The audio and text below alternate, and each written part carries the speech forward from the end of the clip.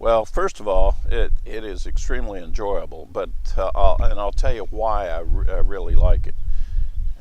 They've set up here at Growing in Torah a way for young people, college age, what I call kids, to come out here and participate in the work with Growing in Torah, from vineyards to the fields to vegetables, just all of the normal work effort that takes place on a farm. And there's lots of different tasks to accomplish. And one of the great things I've seen is that they're teaching them an incredible value to their life, which is work ethic. And they learn how to do that in a very powerful way. But in the midst of the vineyard, the plants, and the agriculture, along with the spiritual training that's taking place, this is one of the most powerful examples that I've ever seen, where you teach to what the Messiah came into. He would use the natural things of the earth, natural agricultural things, things that people could touch and feel and be a part of, and he would teach all these spiritual principles. Well, you walk out here and you're in the midst of this location, Growing in Torah, and those examples just pop right out, and so you can teach them very effectively to them. A lot of people in the city, they hear these examples, but they don't relate to them at all. But out here at Growing in Torah, they really stand out, and they're very powerful in their way that they're teaching it. And it's a delightful place, to come and be a part of. I would really encourage you, to learn a little bit more about this particular ministry, because it's highly effective about transforming people's lives, plus the joy of being part of God's creation and all of the wonderful things. It's amazing to grow certain things, and then you get to consume and eat the product of those things. Well, that's what's supposed to happen in the kingdom. That's a future thing. So it's absolutely delightful to be here. And I would encourage you to investigate this ministry and maybe be a part of it through prayer support and financial support. Okay. Most kids that come out of high school are right at the brink of trying to make the determination what they want to do with their life. They want to go to school, what they want to learn to do something.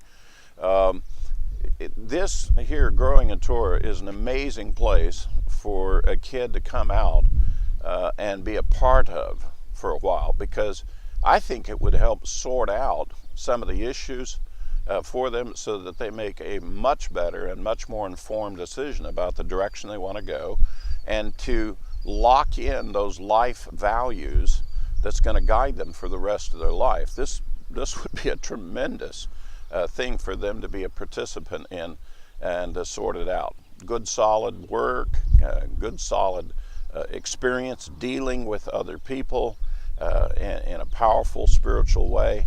And I think it'd be tremendous for them to do.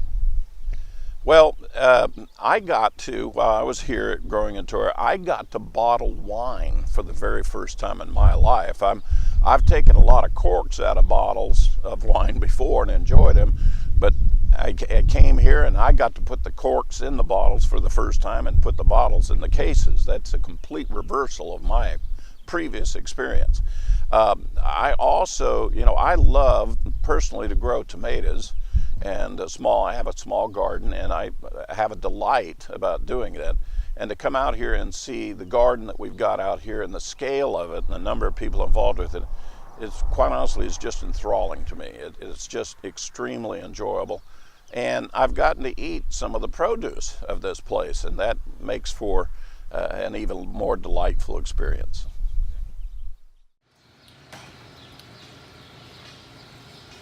What do you think? Smells like wine.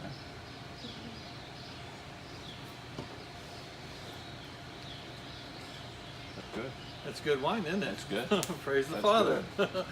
And by the way, the fourth year it says to be used to praise Yahweh. It's very Torah. It really, you don't want to store it for more than a year. It begins to go bad. Right, exactly. After a year. But Yep. Yeah, I've had some wines given to me that I didn't drink. When I came to you, brethren, I did not come with the superiority of speech or of wisdom, proclaiming to you the testimony of God. So he's saying, I didn't come with a grand speech or some really smart speech. And I was with you in weakness and in fear and in much trembling. Wisdom And and one of the things demonstration that of the Spirit and of power. That your faith should not rest in the wisdom of men, but in the power of God. So he's saying that rather than just coming and speaking and sharing some information,